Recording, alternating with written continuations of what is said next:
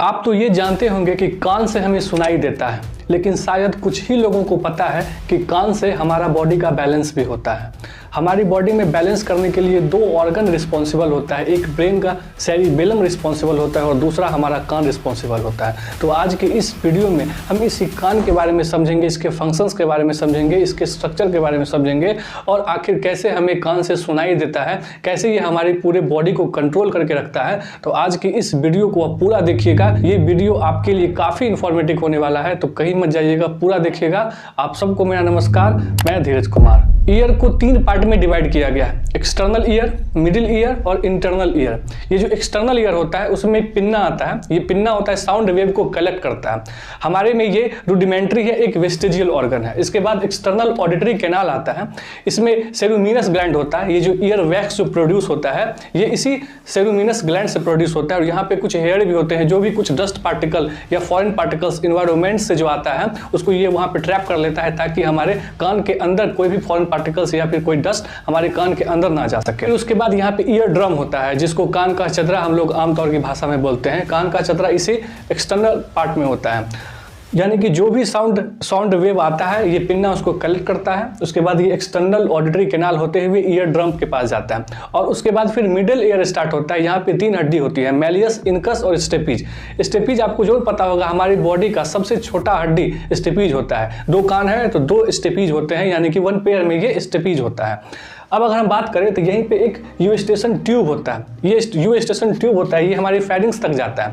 आपने देखा होगा कि अगर आपको काफ़ी ज़्यादा सर्दी जुकाम हो जाए तो कान भी थोड़ा सा सुन्न पड़ जाता है, कान भी थोड़ा सा सुनाई कम देता है, थोड़ा सा भारीपन लगता है। इसका रीज़न होता है कि ये जो यूस्टेशन ट्यूब है वहाँ पे प्रेशर पड़ता है।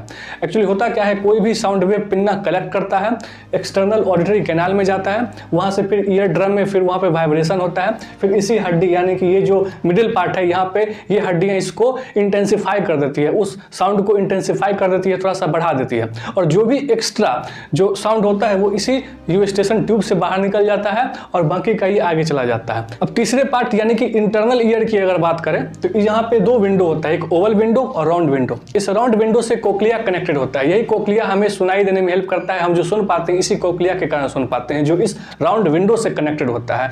और जो ओवल विंडो होता है इससे वेस्टिबुलर पार्ट निकला हुआ रहता है, कनेक्टेड रहता है। इसी से हमारी बॉडी को ये कंट्रोल करता है इन टर्म्स ऑफ बैलेंस, ये जो डायनेमिक बैलेंस या फिर स्टैटिक बैलेंस। तो पहले हम समझ लेते हैं इस कोक्लिया के बारे में। ये जो कोक्लिया होता है ये जैसे मैंने बताया कि ये राउंड विंडो से कनेक्टेड होता है। अब ये जलेबी टाइप का घुमा घुमा रहता है। अगर हम इसको इस पूरे कोक्लिया को अगर ऐसे करके खोल दिया जाए तो कुछ इस टाइप का स्ट्रक्चर दिखाई देगा। स्ट्रक्चर के बाद इसमें देखेंगे कि यहाँ पे तीन चैम्बर बन जाते हैं, अपर चैम्बर, मिडिल चैम्बर और लोअर चैम्बर। अपर चैम्बर को स्केला वेस्टिबुलाई बोलते हैं, मिडिल चैम्बर को स्केला मीडिया बोलते हैं और जो लोअर चैम्बर है उसको स्केला टिम्पेनाई बोलते हैं। तीन चैम्बर में डिवाइडेड होता है। अपर मेम्ब्रेन को रीजनस मेम्ब्रेन बोलते हैं, फिर जो सबसे नीचे लोअर मेम्ब्रेन होता है उसको बेसिलर मेम्ब्रेन बोलते हैं। इसी बेसिलर मेम्ब्रेन से एक और मेम्ब्रेन निकलता है जिसको टेक्टोरियल मेम्ब्रेन बोलते हैं। अब इस बेसिलर मेम्ब्रेन में सेंसिटिव हेयर सेल होते हैं जिसको ऑर्गन ऑफ कोटाई बोलते हैं। यही सेल रिस्पॉन्सिबल होता है हमको सुनाई देने में। एक्चुअली होता क्या है, जब भी कोई साउंड वेव इस कोक्लिया तक पहुंचता है तो इसमें फ्लूइड में वाइब्रेशन होता है और जब फ्लूइड में वाइब्रेशन होगा इसके बेसिलर मेम्ब्रेन में वाइब्रेशन होगा, ultimately organ of Kotai vibration होगा, इसमें नर्व इंपल्स जनरेट होगा और यहाँ से नर्व निकले हुए रहते हैं जो ब्रेन के सेरिब्रम के टेम्पोरल लो में जाते हैं, वहाँ पे हियरिंग सेंटर होता है। अगर आप पूरे सेंटर को समझना चाहते हैं कि ब्रेन के किस पार्ट में कौन सा सेंटर है तो इस वीडियो को देखिएगा, ये वीडियो आपको काफ़ी इंफॉर्मेशन देगा अबाउट ब्रेन।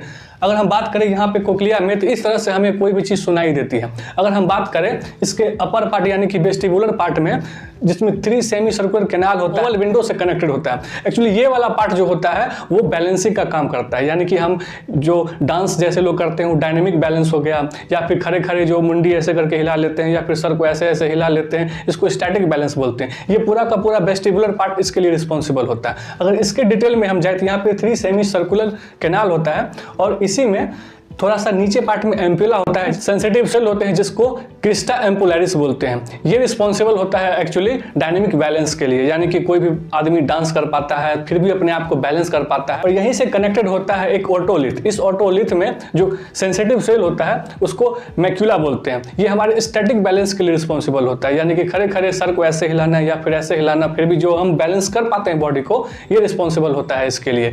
तो आई होप आपको समझ में आया होगा कि कैसे हम कोई भी चीज़ कान के द्वारा सुन पाते हैं और कैसे हमारी ये बॉडी को कंट्रोल करके रखता है पूरा का पूरा ये हमारा इंटरनल ईयर। तो आई होप आपको समझ में आया होगा इन सब चीज़ों के बारे में। अगर ये वीडियो आपको अच्छा लगा हो तो इसको लाइक कीजिए, शेयर कीजिए, सब्सक्राइब कीजिए, कमेंट कीजिए।